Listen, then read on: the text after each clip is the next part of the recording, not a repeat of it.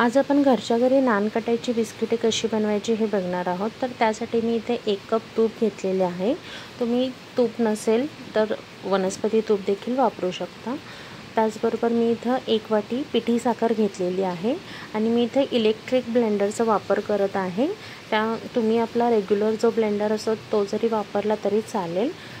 आता मी इथे छान त्याला फेटून एकजीव करून घेत आहे। असा छान फ्लफी झाला पाहिजे आणि त्याचा कलर देखील चेंज झालेला आहे।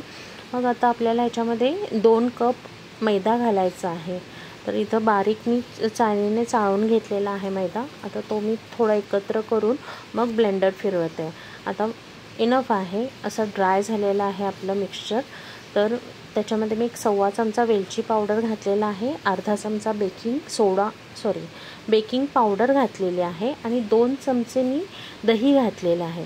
त्याच्यामध्ये कुठल्याही प्रकारचं पाणी दूध वापरायची गरज नाही आहे। आपलं जे तूप आहे आणि जे दही आहे त्याच्यामध्ये तो मैदा आरामात भिजला जातो। आता आपलं पीठ असं भिजवून छान तयार झालेले आहे। तर त्याच्या पण छान गोळे करून घ्यायचे आहेत। गोळे हे असे मध्यम आकाराचेच करून घ्यायचे आहेत आणि थोडंसं मध्ये प्रेस करून घ्यायचे।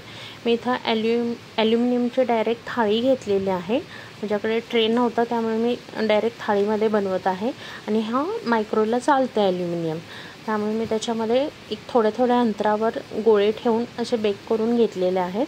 तर ह्याच्यासाठी मी प्रीहीट ओव्हन मायक्रोवेव्ह केला होता पहिला। तर मी 180 डिग्रीला एक 10 मिनिटांसाठी प्रीहीट करून घेतला होता आणि त्यानंतर मग मी 160 डिग्रीला एक 15 मिनिटांसाठी ही बिस्किट बेक करून घेतलेले आहेत। आणि तुम्ही बघू शकता हे खालच्या बाजूने देखील अगदी छान भाजलेले आहेत आणि छान क्रिस्पी झालेले आहेत।